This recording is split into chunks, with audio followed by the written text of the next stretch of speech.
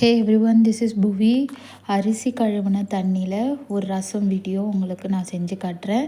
அதாவது 3-4 வாட்டி அரிசி கழுவின தண்ணி, 4வது வாட்டி கழுவின தண்ணியில் தான் ரசம் வச்சுருக்கேன். சூப்பராக இருக்கும், டேஸ்டியாக இருக்கும். ட்ரை பண்ணி பாருங்கள். ஒரு பாத்திரத்தில் 3 ஸ்பூன் ஆயில் ஊற்றிட்டு அதில் 1 ஸ்பூன் கடுகு, ஜீரகம் பொரிய விட்டுட்டேன். எப்போதும் போல் 4 பல் பூண்டு, ஒரு பச்சை மிளகா, ஜீரகம் 1 ஸ்பூன், 1 ஸ்பூன் மிளகு, கொஞ்சம் பெருங்காயத்தூள் வச்சு அரைச்சிட்டு கருவேப்பிலை, வரமிளகா போட்டு வதக்கிக்கோங்க எண்ணெயில்.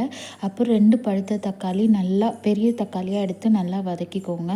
நல்லா அந்த பச்சை வாசனை போகிற அளவுக்கு எண்ணெயிலே வதக்கிட்டு 1 ஸ்பூன் அளவுக்கு மஞ்சத்தூள் போட்டு மறுபடியும் பெருங்காயத்தூள் போட்டு நல்லா வதக்கிக்கோங்க.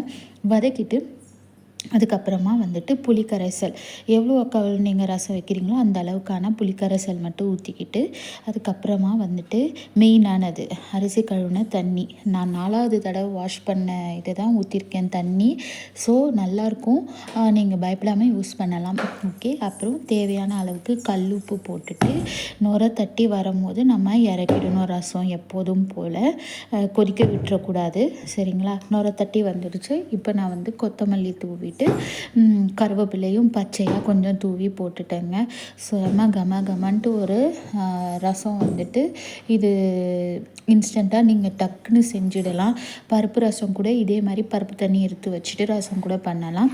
தேவையான அளவுக்கு கொத்தமல்லி போட்டு நீங்கள் அப்படியே சூப் மாதிரி கூட இதை நீங்கள் குடிக்கலாம். ரொம்ப ரொம்ப சூப்பர் டேஸ்ட்டாக இருக்கும். ட்ரை இட் அட் யுவர் ஹோம்னு. ஓகேங்களா? அப்புறம் பெருங்காயத்தூள் வதக்கிட்டு போட்டிங்கன்னா மணமாக இருக்கும். டைரெக்டாக போடுறதோட வதக்கிட்டு போட்டிங்கன்னா மணமாக இருக்கும். Okay, bye bye, see you later, bye, please subscribe.